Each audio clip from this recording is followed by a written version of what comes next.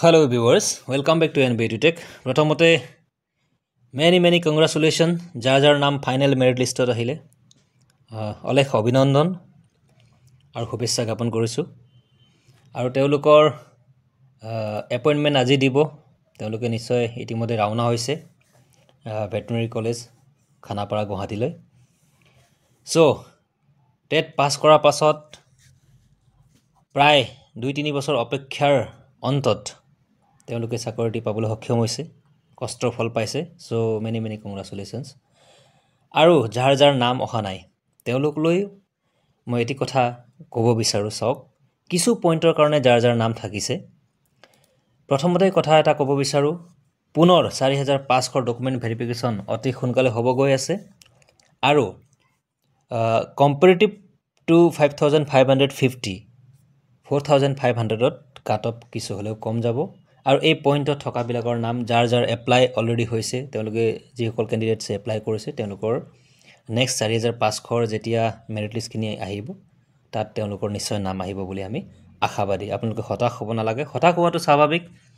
ইমান কষ্ট কৰাৰ পাছত পইণ্টত যদি নাম থাকি যায় বা কিছু পইণ্টৰ কাৰণে যদি মেৰিট লিষ্টত নাম নাহিল, তাৰ কাৰণে দুখ লগা বা হতাশ হোৱাটো অতি স্বাভাৱিক, কাৰণ ফ্ৰাষ্ট্ৰেশ্যন এটা আহি যায়. কিন্তু হতাশ হোৱাটোৱে জীৱনত কোনো হেৰি নহয়, ফাইনেল নহয়, বা এইটো ফাইনেল জীৱনৰ কোনো ফাইনেল মূল্যাঙ্কন কৰিব নোৱাৰে এটি ৰিজাল্টে. আপোনালোকে নিশ্চয় পুনৰ প্ৰয়াস কৰিব.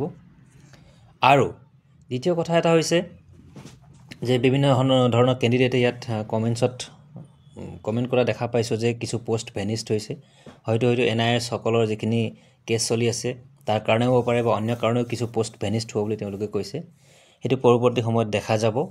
আৰু যদি ভেনিস্ট হৈছেও আৰু যদি কিবা কেছৰ যদি ৰিজাল্ট আহে তেওঁলোকৰ সপক্ষে, হয়তো তাত দিবও পাৰে বা নিদিবও পাৰে. কিন্তু যিয়ে নহওক চৰকাৰে এই মেৰিট লিষ্টটি উলিয়াইছে আৰু ক্যান্ডিডেটস সকলক চাকৰি দিছে. সেইটো বহুত ভাল কথা. আমি সদায় কংগ্ৰেচুলেশ্যন জনাব লাগিব, চৰকাৰকো আমি থ্যাঙ্কস বুলি ক'ব লাগিব.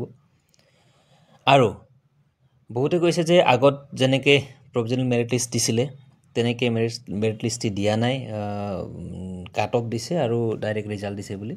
এটি এনেকুৱা কথা, হয়তো এনেকুৱা হ'ব পাৰে কিছুমান ওভাৰলেপিঙৰ কাৰণেও হয়তো নিশ্চয় এতিয়াও কিছু ওভাৰলেপিং হৈ থাকিবও পাৰে. দুই এটা হেতু ডিপাৰ্টমেন্টে গম পাব, বা হয়তো এটাও ওভাৰলেপিং নোহোৱাকৈও থাকিব পাৰে. সেইটো আমি কোনো কথাটো তেনেকৈ স্পষ্টকৈ আমি ডাটা নাপাওঁ. ষ্টিল আমি এটা কথা ক'ব বিচাৰিছো, আপোনালোকে হতাশ হ'ব নালাগে.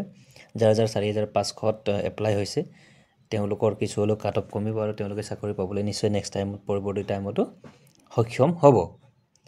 সো আজিলৈ এইখিনি কথাই আছিলে ছাত্ৰ বন্ধু বান্ধৱীসকল.